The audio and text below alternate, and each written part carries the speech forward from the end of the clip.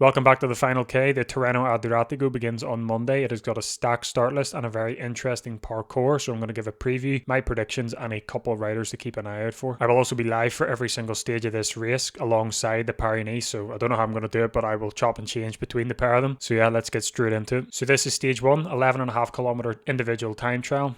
Nothing to say about it. It's just a flat time trial. I would say look out for Filippo Ganna on this one. This is stage 2 and it looks a cracker. It's 206 kilometers long and has a category 1 gravel climb all the way up to the finish. It says the start of the final ramp is 1.2 kilometers long and has an average of 7.1%. So like I said at the start of the video with the stacked start list, this stage looks like it is going to be a key one to watch. This is stage 3, 221 kilometers long. It is the first flat stage of this year's Tirreno Adriatico, first of 2.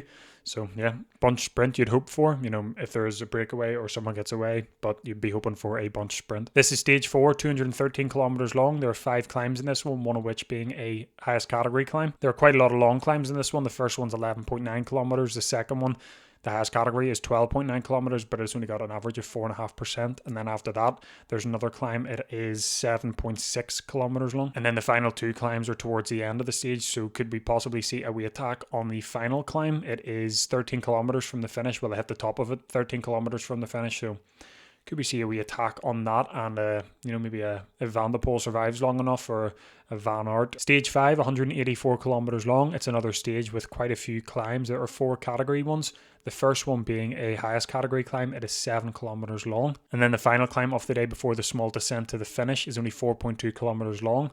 This climb is at its steepest in the final kilometer, hitting about 8.8%. So I think that's another one where you're going to see an attack on it before the final descent. Stage 6 is 188 kilometers and it is the main day for the GC favourites. As they continue with the highest category climbs throughout this race, it is the first climb that they hit of the day. It is 13 kilometers long, has an average of 7.3%, so this one is quite hard. The steepest section of this climb is about 6-7 kilometers into it, where it hits about 10% for the 2 kilometers. And then the final climb of the day is the brutal one. It is only 3 kilometers long. However, the first kilometer starts to ramp up a bit. The second kilometer it sort of eases off, and then the final kilometer you see averages of 10.8 and 13.7%. So that final kilometer, that sprint, if there is a sprint at that one of a smaller group, it is going to be very, very good. And the last stage is stage 7, the final day for the sprinters. It is 142 kilometers long. As you can see at the start, there are 2 climbs to begin with. The longest one being 8.4 kilometers at 4.9%, but I don't see any of them being an issue at all, because after that, it is just flat roads to the finish. So expect another bunch sprint as they finish off the Tirreno Adriatico. So let's move on to a couple riders to watch at this year's Tirreno Adriatico. As you can see, we've got last year's winner there, Juan Ayuso. He's not riding it this year. He's riding the Paris-Nice instead. First on the list is Tobias Lund Andersen. He's had a brilliant start to the season this year. He won a stage at the Santos Tour Down Under. He also got 2 second place finishes and a 3rd at the Santos Tour Down Under, taking home the points jersey. He also won the Cadel Evans Great Ocean Road Race. And then at opening weekend there, he was also brilliant. Well, Decathlon themselves were brilliant until I think the final kilometre of Kuurne-Brussel-Kuurne, but we will not speak about that. He got 6th at Omloop and he got 7th at Kuurne-Brussel-Kuurne. So I've got him on here for, the sprints obviously, but also a couple of the punchier stages because he does have a good sprint up a hill. Second on the list is Antonio Tiberi. Tiberi, had a great UAE tour. He won the stage going up the Jebel Mobber, so he was in the red jersey for a couple of days until, Del Toro took it off him on stage 6. But he also came 3rd at the Trofeo La Guelia there a couple of days ago. So seeing he is back on his home roads, he is just another one to keep an eye out for, especially in stages that have a climb up to the finish. So now a couple honourable mentions, and I say that I'm just going to name off the start list for this year's Tirreno because it is stacked. So I just want you to know who is riding this year's Tirreno Adriatico. I'll just go through it here before we get to the top 2. We've got Jai Hindley, Pellizzari, Jonathan Milan, Jan Christen, Peo Bilbao. We've got Ben Healy, Richard Carapaz, Paul Magnier, Julian Alaphilippe, Michael Storer, Matteo Jorgensen, Piganzoli, Wout van Aert, Van Etfeldt, Arnaud Delis, Arnsman, Egan Bernal, Filippo Ganna, Jonas Abrahamsen, and then obviously Mathieu van der Poel. This obviously the majority of these are riding the Strade Bianche as well, but provided that none of them crash and nothing bad happens, that is who's coming to the Tirreno this year, and unless other people drop out. But this is what is down at the moment, so this is why I'm excited for it. So let's move on to the top 2 riders that I did not mention in that list. The first one being Primož Roglic, 2-time winner of the Tirreno Adriatico 2019 and 2023.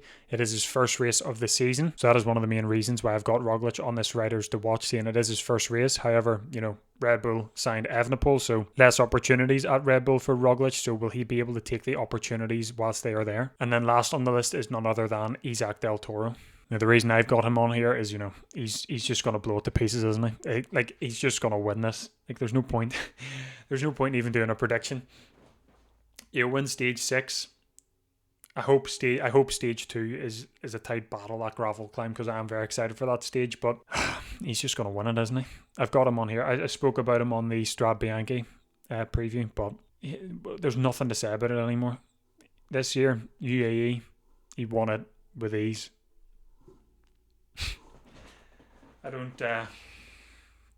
yeah, that's why you should keep an eye on Isaac Del Toro at the Tirreno Adriatico. Do you know what? I'll throw a bonus one in there. Another rider to watch. I've already mentioned before, in the lineup is Filippo Ganna. He held the blue jersey, the general classification, until stage 6, which Juan Ayuso took it off him then. And Filippo Ganna came second overall, 34 seconds down. So keep an eye on him because he took the majority of his time at the stage 1 at that time trial. So just another rider to watch. Right, so let's move on to my predictions for this race. Prediction for the white jersey, I'm going to go with Isaac Del Toro. Yeah, nothing really to say about that. For the polka dot jersey, I don't know. Probably someone from the breakaway will probably win it. I don't know why I'm thinking Julian Alaphilippe maybe. I'll go with Alaphilippe for the polka dot jersey. Why not? For the sprinters jersey, last year Jonathan Milan won it. I don't know if he's going to get it back to back. He's on brilliant form at the moment, but I'm going to go for Caden Groves to get the points jersey at the Tirreno Adriatico.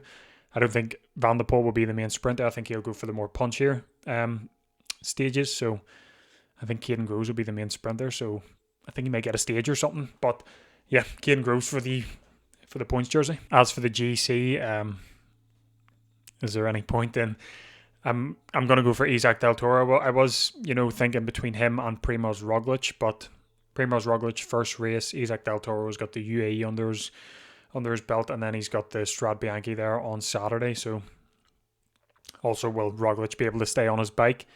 We don't know, but yeah, Isaac Del Toro to win the Tirreno Adriatico in 2026. So let me know who you think is going to win each jersey at this year's Tirreno Adriatico. But apart from that, that's the end of the video. Thanks very much for watching. Don't forget to like and subscribe, yada yada. Like I said, I'm going to be live for every single stage of the Tirreno Adriatico, the Paris-Nice, the Strade Bianche. So if you want to come and watch it, join the stream and yeah, watch along with me. But apart from that, thanks for watching the Final K and all the best.